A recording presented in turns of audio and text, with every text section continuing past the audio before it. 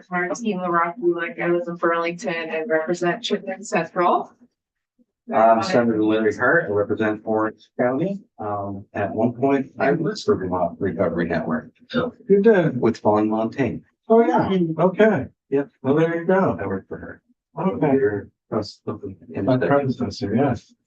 So go ahead. Okay. Very good. I'm Gary T. Carlos. I am the Executive Director of Recovery Partners of Vermont. And I will be in my job for another 48 hours. I'm ready to embark on a Jimmy Carter retirement. Wow. So I'm actually in here to just introduce the new executive director, who is Susie Walker. And she unfortunately is at a meeting across the street.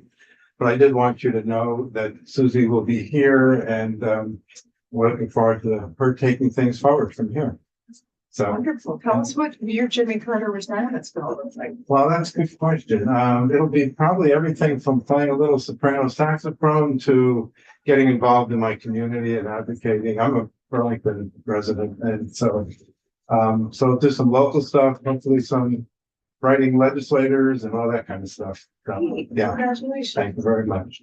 And you're going to hear from a local executive director, one of our recovery centers up in Newport, and guests there, and also some of our residential treatment folks, so our residential recovery residents. So, Right, right. Yeah. Thanks, Greg. Thank you. So Susie's not here. she's not here yet, and So she we might go be. to Lila. Lila, yeah.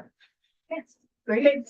Thank you so much. Go ahead, Do you want me to Marla. go come up? Okay. Yes. So we have 15 minutes in all for all. of Yeah, us? we have Okay. now, we're like So I'm 12 gonna minutes. shorten. Okay, what I was gonna yeah. say. Yeah, introduce yourself for the record. My name is Lila Bennett. I am the Executive Director of Journey to Recovery Community Center in Newport. Okay, so thank you for having me today.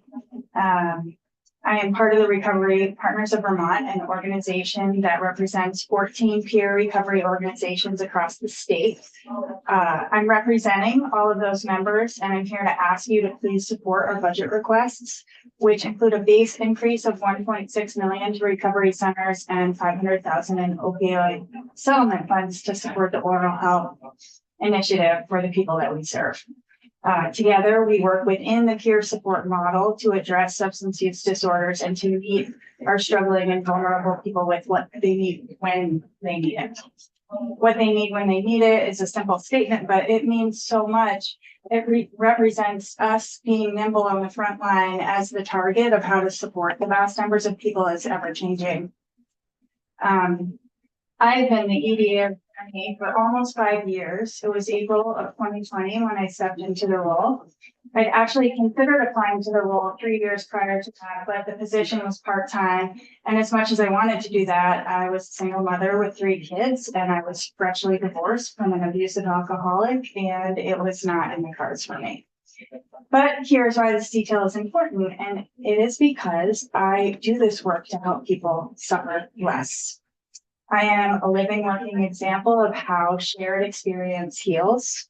I spent 17 years in a marriage with someone who told me regularly that our misery was all my fault, and no matter how hard I tried or what I tried, it never seemed to fix it. And I really did believe him that it was my fault. I did not understand anything about codependency and how it relates to addiction. I didn't know that addiction twists everything and everyone. I didn't know that addiction causes the person struggling to be the victim and always blaming and kind of ensnare their loved ones into feeling responsible for their feelings. And I didn't understand at the time that the way out is through accountability and resilience and figuring out how to build those skills rather than just through blind, tender love and care. So for a long time, I thought that I should be strong and I should be able to think my way through this. I kind of thought that I was a problem solver. So why can't I fix this? I thought therapy and asking for help was for the weak. I didn't want divorce for my children. I came from divorce. I was raised in alcoholism. But one day I saw that my oldest son was beginning to speak to me the way that his father did. And I realized I was teaching my children to either be alcoholics or marry one. And I knew that I needed help. And that was the day after Christmas, December 26, 2015. And that was the day I decided that I was going to change my life. And I learned that I was responsible for my actions and I sought professional help. And it was hard to find enough support groups to understand this. I could not find what I needed when I needed it enough. It took years of being in poverty and scraping together each and every penny to see the results, because recovery takes time from anything. I learned how to emotionally regulate. I learned about root causes and core beliefs. I learned about neuroplasticity and how to rewire the mind. And when my husband left, I didn't have a car even to get my kids to school. We were just talking about that on the way down. I lived in shame. But today I have 3 children who are 23, 20, and 18, and we all live our lives on a bedrock of reality, of transparent communication and accountability, on self-reflection and awareness. And that is recovery. And that's what we're asking you to fund. So I'm gonna just fast forward to shorten this a little bit. Journey to Recovery 5 years ago, our center had to close its doors and move locations and rebuild every staff member. And we went from a 1-person organization, me, besides the board, to a current staff of 11 and serving thousands of people every year. We work in middle and high schools. We have a sober living and workforce development program. We have people celebrating years of sobriety. We have newcomers every week. We have mothers and fathers reuniting with their children. Here's the support recovery centers work, because they are run by people who lost everything and faced the horrors of their own trauma and learned the skills to rebuild and then rose and continue to rise. Recovery is something that is in constant motion for every person involved. This works because this is about skills. This isn't a quick fix. There is no pill. There is no magic wand. I believe our country has what I like to call a resilience deficit. Recovery is about building resilience. Recovery ripples to children who learn to break the cycles that keep their families stuck too. Recovery saves more than just the person struggling. Recovery is what will rebuild and unify our nation. We are asking for the continued funds for this, for you to write this $1.6 million request for recovery centers into the budget memo for appropriations. This $1.6 million and the $500,000 for the opiate settlement for our oral health initiative, because this money will help other recovery centers do the same work that Journey is doing in the schools. It will help us all further our work with police and fire departments, with EMTs, homeless shelters, and also we're keeping pace with the exorbitant insurance costs and rising costs of living. In the end, it will impact nearly 200 employees across all of our centers, all of whom, remember, are in recovery and continue to make this work their profession in respectful, dignified, educated, and legitimate ways. The money directly rehabilitates Vermonters, reducing emergency department visits and repeated extensive visits to treatment, all the while preparing them and readying them and getting them back into the workforce. This is about belonging and community, and through those things, creating healthy taxpayers that will support our systems rather than deplete them. I hope you will look at me and now my children and all my staff and all the staff and participants at our recovery centers as living, breathing examples of why this works and why it is protecting our future as a whole. Now you will hear from a participant of Journey to Recovery, someone who is now back working in the trades thanks to recovery.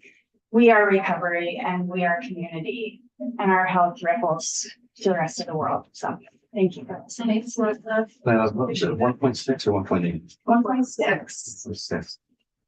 And then 500,000 for the opiate, for the oral health, which is also helping people go back to work. Thanks, Lila. And now Nicholas. Yes. Hey, Nick. Yeah. Thank you guys for having me. Thank you for being here. Yeah, this is awesome. I'm kind of happy to be here. This is exciting. Can you identify yourself for the record? Nicholas Barris. I'm 34 years old, and I'm originally from Fall River, Massachusetts. But you're from Newport, Vermont. Well, now I reside in actually Fairview, Vermont. No, so my name is Nicholas Barris. I'm 34 years old, and I'm an alcoholic. I've been working with Journey Recovery in Newport, Vermont for the last 2.5 years now. And so much has happened in these years. Times have been good, times have been hard, but Journey Recovery and all the staff have been there for me. I'm from Fall River, Massachusetts, and I fell into drugs really early in my life. I grew up in a blue collar family. My dad was a backbone to everything. He was the caregiver.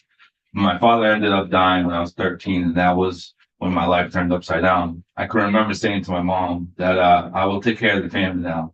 Being a young boy, I had no idea what that meant, which led me into a lot of hardships in my life.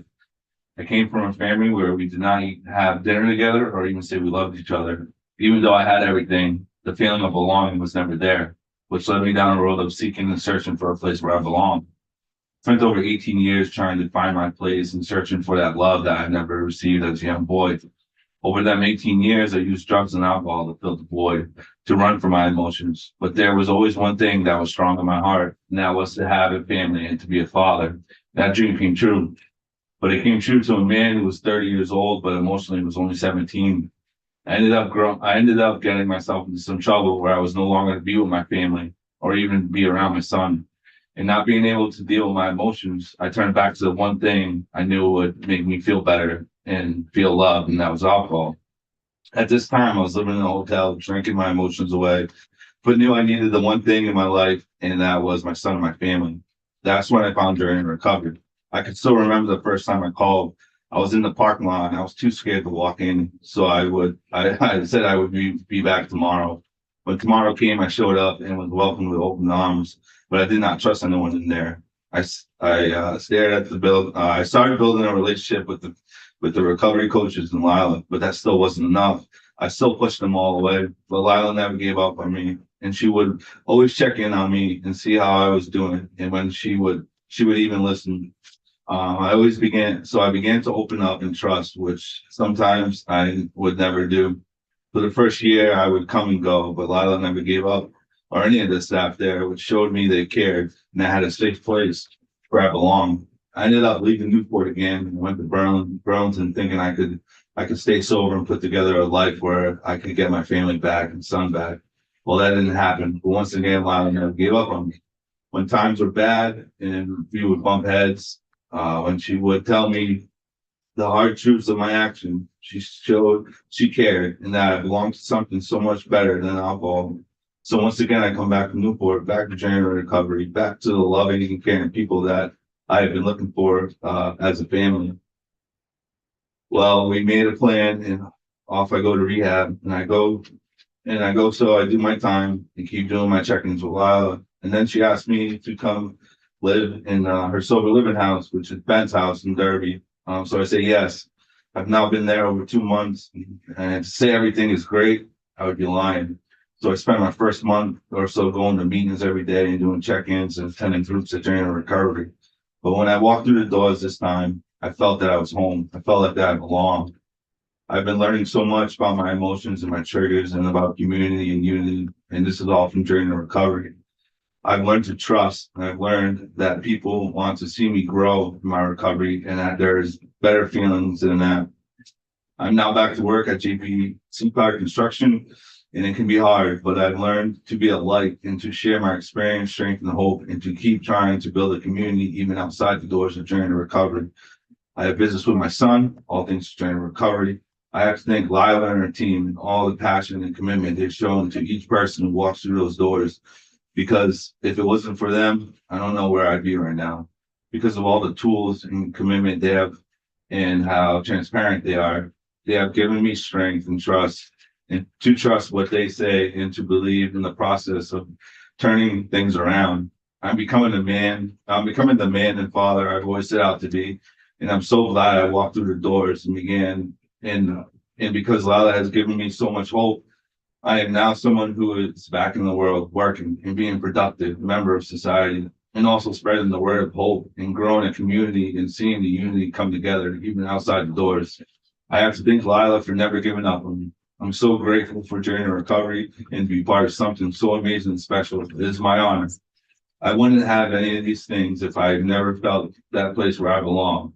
And that's during the recovery. I hope you will see from my testimony that this additional funding will directly help people like me and my families like mine. Thank you for your time. And I can't say how grateful I am because I've walked through these doors. Thank you, Lala, for never giving up on me. And thank you for teaching me the tools to live a clean, sober, and happy life and stable life. And my life is thanks for a couple of All the hard work you're doing. You did it. Well, Yeah. yeah. Oh, okay. Thank you, Nicholas. That was really wonderful. We have Candace as our last person. Hi, I understand that we're going over. Is it okay? So I'm speaking about our budget request, but I would rather have Josh tell the story. Yeah. Why And don't then you we make can- sense? Yeah, we'll hear the budget because we're gonna come back to budget requests. Okay, perfect. So I would rather have him have a And chance to speak. I do need to go in a few Yeah. minutes. Yeah, so Yeah, he'll be, just a few minutes would be Yeah. great. Thank you. thank you. This is really, thank you. Terrific. All right. Hello, everybody. Congratulations. My name is, congratulations. My name is Joshua Mabel. I am one of the house coordinators for the Vermont Foundation of Recovery homes for actually their Essex location. So yeah, I just want to thank the committee for all the vital work that has been taking place. I want to thank also every organization that's a part of the Recovery Partners of Vermont and doing everything that it does. Also to my supervisor, my mentor, and man who is pretty much responsible for maintaining and keeping V4 alive and building it to where today, Andrew Gagne, which unfortunately he's not here right now. I'm here today to ask the community to support Recovery Partners Vermont's FY26 funding request. My story a little bit was that I became addicted to drugs and alcohol when I reached high school. I basically loved the way they made me feel. I've always wanted to be one of the cool kids, and I felt like the drugs and alcohol helped me accomplish that. Things started to take a turn when I guess I started disrespecting my parents by not listening to them and disobeying them, and they asked me to leave the house. I spent a little bit of time out on the street, but then I guess God intervened and wanted something different for me. How that played out kind of was I entered the recovery home, Vermont Foundation of Recovery. I'm also a past member at V4. Vermont Foundation of Recovery wasn't the first recovery home I lived in, but it has helped me out in a lot of the same ways that the other homes that I've been at have helped me out, and probably the more. And V4 basically provided me the tools to stay clean and find a different way to live. Some of those tools that V4 provided and provides their members that have helped me along my journey is one. This is also one of their three primary purposes, was that they provided me a safe and sober living environment. Just having that living environment and everything that was around it 100% helped me along the journey of the structure, the daily living requirements. There are certain requirements that you have to do as a member, which I'll touch upon, and the community around me, plus my own willingness and commitment that I made to getting clean and sober. Without that willingness and without that commitment to doing it, then V4, my financial recovery is a great place for anyone who's serious about recovering and that needs help along their journey. As I stated above, the whole atmosphere of the house and the structure provided pushes the individual to go out be productive and pretty much get comfortable being uncomfortable without being pushed to do things without being pushed to do the things that I didn't want to do. Again, I'm not sure where I'd be at today. Mainly B4 has the certain requirements that must be fulfilled. These things were very vital part of my recovery process, and they included things like washing your dishes and cleaning up after yourself, taking your medications as prescribed, putting in at least 20 hours a week, either doing work, volunteering, or education, and going to a certain amount of recovery-based meetings per week. Finally, the recovery that I received, rooted in community connections, because I know that's kind of the whole theme with this. There was three major areas that my recovery community lied in. One would be being at the recovery home, being able to have friends, people who liked me, who wanted to hang out with me and interact with me, wake me up, if I was sleeping in too late and just wanted to have fun, like 100% helped me along my way. There was also the Turning Point Center in Burlington, where I used to go almost daily, where I had a whole another set of allies to hang out with, spend time together, and not use substances with. 100% the Turning Point Center of Burlington was like what I was doing when I wasn't going to work and when I wasn't going to meetings. And like I said, there was the community that was there was. And then lastly, the community connections that I built from attending the recovery-based meetings, mainly AA, but also I was going to NA too. And having the recovery community and both of those communities helped me out tremendously. I felt like I wasn't just living life, like going to work, blah, blah, blah, but that there was this whole other aspect of life. Being recognized, going to those meetings by people, just saying, hey, how's it going?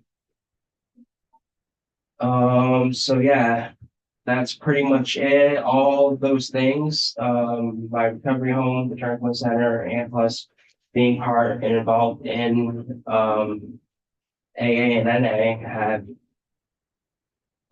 truly given me the tools necessary to take charge and do something different in my life and recreate it.